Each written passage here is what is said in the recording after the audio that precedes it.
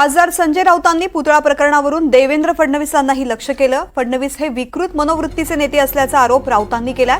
छत्रपती शिवाजी महाराज त्यांच्या शत्रू विरोधात हरले नाहीत, ते राज्यातील भाजप नेत्यांविरोधामध्ये हरलेत, असं संजय राऊतांनी म्हटलंय। दरम्यान 30 ऑगस्टला संजय राऊत स्वतः मालवणला जाणार आहेत। ही अफजल खानाची औलाद आहे, मिंध्याने पोचलेली ही अशी माणसं आहेत जी या मिंध्यांच्या मंत्रिमंडळात आहेत। बरं झालं, आम्ही तर म्हणतो बरं झालं ही घाण आमच्याकडून गेली। या सडक्या विचाराची माणसं, छत्रपती शिवाजी महाराजांचा पुतळा पडलाय बरं झालं, कसं काय यांच्या तोंडातून हे शब्द निघू शकतात की पुतळा पडला हे बरं झालं, हा शुभ शकुन आहे, यातून चांगलं घडेल। किती घाणेरड्या मनोवृत्तीचे लोक या देवेंद्र फडणवीसांनी निर्माण केले। हे देवेंद्र फडणवीसांचंच पाप आहे। हे का शिवाजी महाराजांचे एवढे शत्रू झालेत मला कळत नाही।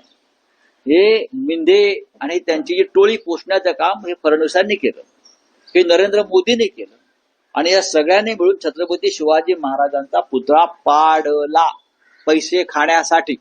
हा आरोप नाही, सत्य आहे।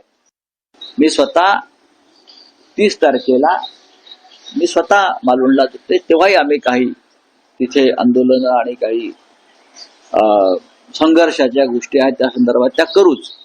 राज्यभरातून तिथे लोक येत आहेत आता, कारण लोकांच्या मनाला, महाराष्ट्राच्या मनाला ही झालेली सगळ्यात मोठी जखम आहे। त्याच्यामुळे हे निषेध हे फार तोकडे शब्द आहेत।